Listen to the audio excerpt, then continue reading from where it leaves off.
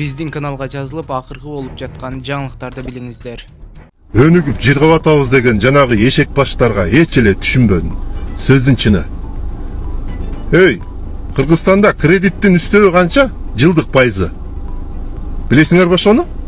Көтөргөн айфонуңарга чейин кредит, эч болбосо рассрочка го. Эң акыркы үлгүсү. Кредитке алып алган андагы. Эл көрсүнгө. Авто кредит канча? 38 деп атат. Бул эмне деген нерсе? Орточо киреше канча? Бузуку батыш өлкөлөрүндө 5%га жетпей атат. Кредиттин үстөгү. Авто кредит машина алам десең 3%га жетпей атат. Ошол эле Tesla 0%дан берилип атат.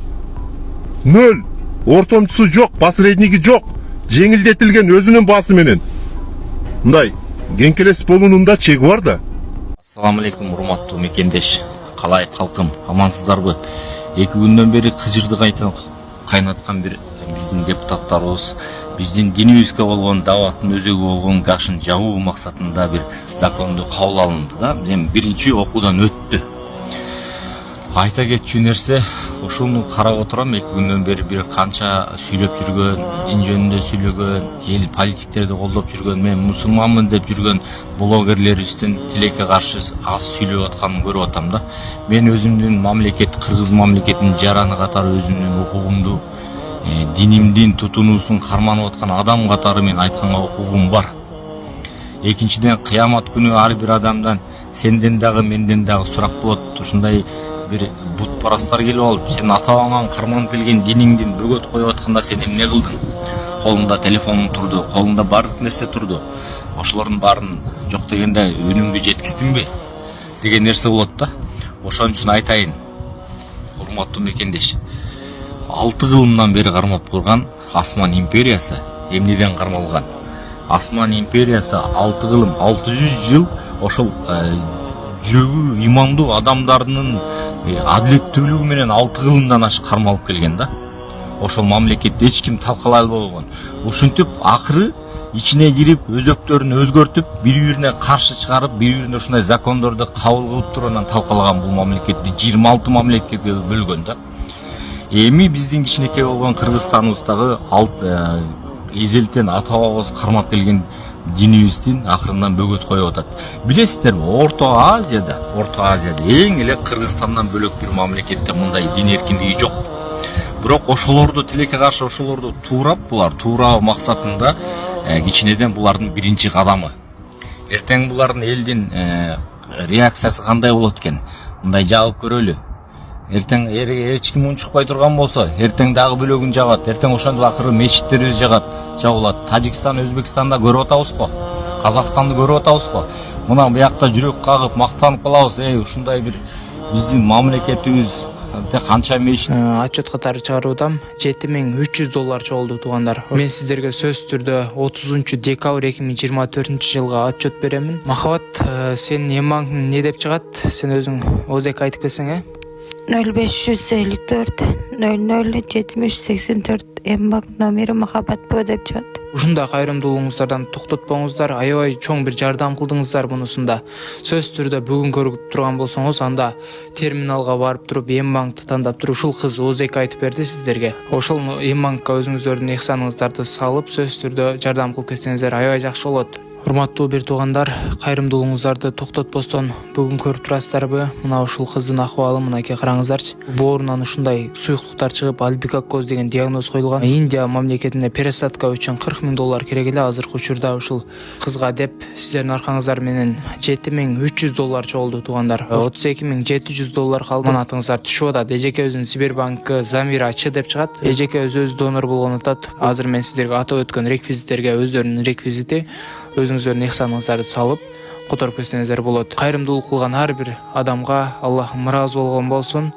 Ошол атайын барып, зерикпестен барып терминалга өзүнүн Эмбанк приложениясы аркылуу которгон жана ошондой Сбербанктан чет өлкөдө которгон мекендештерибизге Аллахым ыраазы болсун. 2 дүйнө бактылуу болуңуздар. Ушул кыздын ден соолугу үчүн деп өзүнүн кызымдай көрүп которуп жаткан инсандарга экеселеп Кудайым сиздерге соопторду берсин. Мечит бар, мусулмандар көбөйүп атат, ичкен адамдар токтолуп калды деп. бирок тилекке каршы ошолорду бөгөт коюу максатында келгендер да. Кантип биздин 90% эл карманган динде силер бөгөт коюп атасыңар. Ата-бабабыздын бир айылынан бир адам жоголуп кетсе, биздин деген барып келишибиз керек кой деген мусулманчылыктын өзөгү ушул. Кой болбойт деп барып бөлөк айылдардан болсо да өлсө дагы тирүү болсо дагы издеп келишкен да, кабарын алып келишкен. Бул ошол азыркы үйбүй кыдыруу гаш ошондой. Кошунаң эмне болуп атат, курсагы токпу, ал акыбалын суроо, жамаат көбөйүү. Биздер ошентип мамлекетке ырк салып жок кылуу максаты да булардын биринчи кадамы. Ар бирибиз билдиришибиз керек. Ар бирибиздин укугубуз бар мамлекетке чыгып айтууга. Биздин жараткан Алланын динин жана карманган дининин дин тутумубузду жок кылганга эч кимдин укугу жок. 90% мусулмандар биздин мамлекетибиз. Элге тийишпегиле, эл өкүлдөрдү. Урматтуу Садыр Нуркожоевич, революция болгон күнү ошо жерде сакалчаны сиз балким көрбөгөндүрсүз, бирок баардыгыбыз ошол жерде туруп сизге дуа кылып отурушту. Бизге адилеттүү падыша бер, бизге адилеттүү эл өкүлдөрүн бер деп. Булар эмне кылды? Азыр келип алып туруп биздин аалымдарыбызды, биз сыйлаган аалымдарыбызды канча айлык аласыңар деп айлык берип койгонсузчу. Өзүн чөлтөгөнөн айлык берип койгонсуз, ушинтип бир шылдыңдап отурат да. Бул не деген маскара? Бул не деген маскарачылык? Жараткан Алланын динине эч ким тийишпеш керек. Биз тынчтыкта жашап атабыз. Мына эки эл, бир кичинекей элбиз, ошол элдин ичинде да ынтымакка чакырып аткан ушул дават. Оштун элин Нарынга жөнөтүп, Нарынын элин Ошко аралаштырып, Жалал Абадтын элин Көлгө жөнөтүп, ошентип бири-бирине мухаббат жаратып аткан ушул даватчылар. Силер билбейсиңер канча булардын жакшылыктарынчы. Булар жакшылыкка чакыр, жаманлыкка бир даватчылардын бир жаман нерсе кылганын көрдүңөрбү? Анан туруп жабасыңар, муңарды токтоткула, элди токотпула, элди токотпагыла. Элге тийишпей эле жашай бербейсиңерби? Элге тийишпей эле бир жакшы нерселерди кыла бербейсиңерби? Тескерисинче жардам бербейсиңерби? Элдин ушундай бир кыжырды кайнаткан бир закондорду кабыл атасыңар да, милицияларды тартса болбойт деп, эмнеге элди ушинтип дүрбөтөсүңөр? Элдин эмнеге жүрөгүн ушинтип калтырасыңар? Бизде жашоону Садыр Нуркожоевич жакында барганда көрүп келиңиз, буйрукса жакшы. Мына бир топ өзгөрүүлөр болуп атат. 30 жыл былкылдабаган алтыныбыз агып, күмүшүбүз күйүлүп атканда, ошо жерде неме асфальт завод иштеп атканда бир көчөбүз асфальттанган эмес. Азыркы күнү 1-2 эле көчөбүз асфальты жок болбосо бүт баары асфальттанды, жарыктандырылды. Мен муну менен сиздерге эмне деп айткым келет? Өткөндө бир байбиче биздин лампочкабыз деп атты эле го Садыр Нуркожоевичти. А биздин өнүгүү карай кеткен жолубузга өзгөчө жарык берген биздин прожекторубузду айткым келет Садыр Нуркожоевич сизде. Biz Жети Дуан Кыркыруу Кыргыз кыймыл ынтымагы Жети Дуандан келген көйгөйлүү маселелерди муфтиятка жеткизели деп келгенбиз.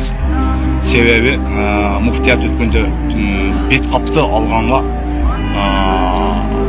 уруксат деген. Себеп дегенде бул бет капты алды, ондан кийин баш каптынан, төш каптынан аврат каптал алды. Себеби бул сүннөт же парызбы?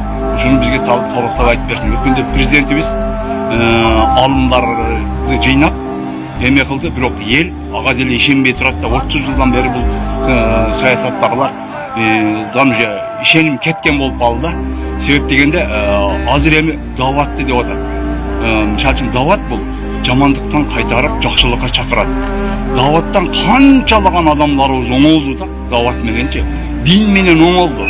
Себеп дегенде бул дават ар бир эшикти такылдаттың, бейиштин эшигин ачтың деп атпайбы?